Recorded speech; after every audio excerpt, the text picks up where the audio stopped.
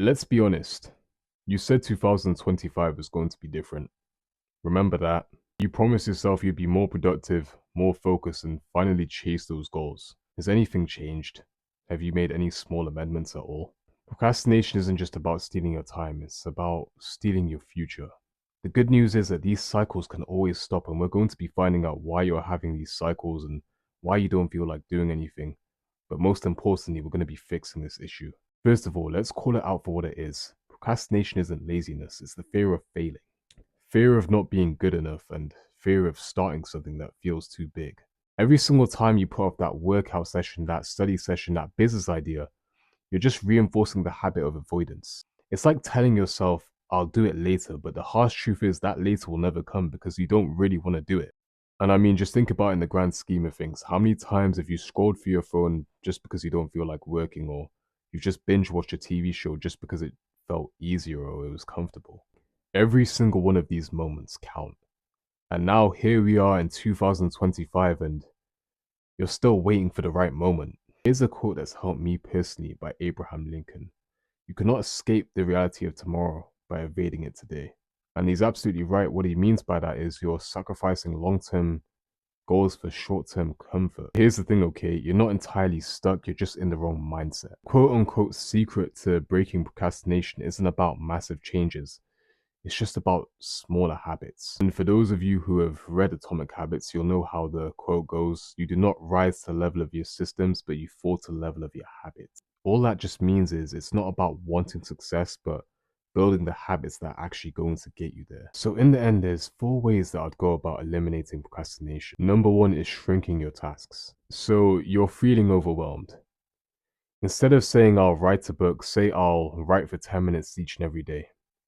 Instead of saying I'm going to start working out and trying to do 100 push-ups, then start by doing 10.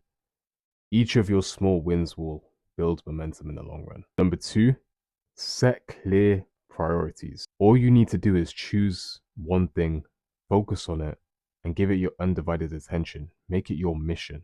And a cluttered mind will lead to a cluttered life. So just remember, in anything that you're choosing, make sure it's something that you want to do and something that you're passionate about. And number 3, create triggers for action. What I mean by this is tying your newer habits to your old ones. So in the morning, you wake up and you brush your teeth, which I'm hoping everyone does here. Just set out new goals for the day and do your best to stick to those goals. Or even after making breakfast or making coffee, just read for 5 to 10 minutes, either reading a book that's going to provide you some sort of value in education or learning a new skill. And the fourth and final thing, and arguably the most important one, is celebrating your wins. If you've completed that task that you said you're going to complete, then treat yourself to something you love. Your brain thrives off rewards, and creating a reward system keeps you going in the long run. So don't shy away from it. One more thing I forgot to mention, and that's just to forgive yourself. Time can't exactly be undone, but what you've done today matters more than what you've done yesterday. So don't let your guilt hold you back. Instead, let it push you forward. So I just want you to picture yourself at the end of this month. Do you want to be proud of the person you're becoming, or do you want to feel regret? The steps that you take today are the vote for the future that you have. And trust me, it'll feel much better knowing that you took control of your life and your time rather than letting procrastination control you.